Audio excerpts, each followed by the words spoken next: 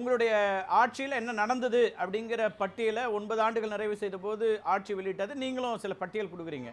நீங்கள் கேட்ட மாதிரியே தான் தேர்தல் வாக்குறுதியாக பாரதிய ஜனதா கட்சி ஆண்டுக்கு 2 கோடி வேலை வாய்ப்புன்னு சொன்னாங்களே, என்ன ஆனதுன்னு கேட்குறாங்க. அல்லது பெட்ரோல் டீசல் விலையை குறைப்போன்னு சொன்னாங்க, குறைத்தார்களா அப்படிங்கிற கேள்வி அவங்களும் வைக்கிறாங்க. இப்போ எதிர் தரப்பில் நாங்கள் 75 ரூபா 60 ரூபாயா மாற்றுவோம் ஆட்சிக்கு வந்தா அப்படிங்கிற ஒரு இடத்துக்கெல்லாம் வர்றாங்க. இப்போ அந்த கேள்விகளை வைக்கிறார். நீங்கள் எப்படி வாக்குறுதிகளை திமுக நிறைவேற்றியதான்னு கேட்குற மாதிரி வாக்குறுதிகளை பிஜேபி நிறைவேற்றியதா அப்படின்னு கேட்குறாங்க. பிஜேபி சட்டமன்ற தேர்தல் முடிஞ்ச உடனே அதாவது 10 ரூபா குறைச்சாங்க, பிறகு டீசலுக்கு 5 ரூபா குறைச்சாங்க. ஆனால் திமுக அது பிறகு குறைக்கவே இல்லை. அதே மாதிரி பார்த்தீங்கன்னா இப்போ இவங்க இன்னைக்கு ஆளுங்கட்சியாக வரணும். இவங்க ஒரு மாநில கட்சி. இன்னைக்கு காங்கிரஸ் கட்சி மொத்தத்திலே அகில இந்திய அளவில் 40 சீட்டு தான் இருக்கு. இந்திய கூட்டணிங்கிற கூட்டணி வச்சிருக்காங்க.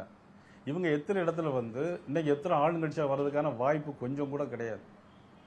ஆனால் இந்த சூழ்நிலையில் இந்த மாதிரி தேர்தல் அறிக்கையை கொடுக்கறது இது ஒரு காணல் நீர்.